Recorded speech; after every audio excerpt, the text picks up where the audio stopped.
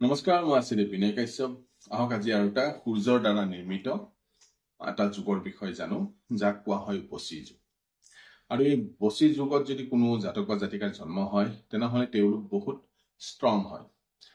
যদি তেওঁলোকৰ সৰ্বস্ব হেৰাই যায়, একো নাই, জিৰ' হৈ যায়, জিৰ' হোৱাৰ পিছতো তেওঁলোকে নিজৰ ভৰিত থিয় দিব পাৰে।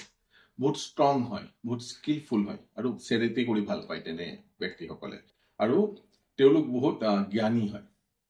এইটো কেনেকে নিৰ্মাণ হ'ব? যেতিয়া সূৰ্য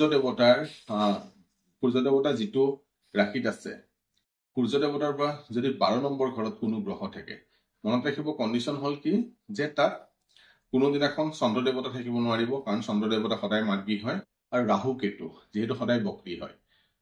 এইকেইটা গ্ৰহৰ বাহিৰে বাকী যিমানে গ্ৰহ আছে থাকিলে তেনেহলে এই বছী যুগৰ নিৰ্মাণ হয়। তেতিয়া কি কি গ্ৰহ থাকিব পাৰে? তাত ইয়াতে থাকিব পাৰে মংগল, বুধ, বৃহস্পতি, শুক্ৰ, শনি। এইকেইটাৰ ভিতৰত যিকোনো যদি গ্ৰহ থাকে তেনেহলে এই বছী যুগৰ নিৰ্মাণ হয়। কেনেকে হব? আহক আমি তাৰ বিষয়ে জানো। সাপোজ সূৰ্য দেৱতা মেঘ ৰাশিত আছে, ঠিক আছে।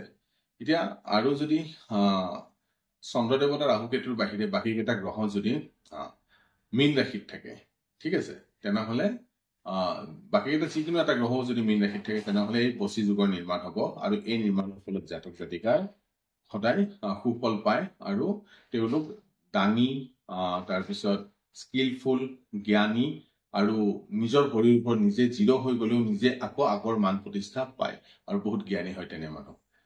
ধন্যবাদ।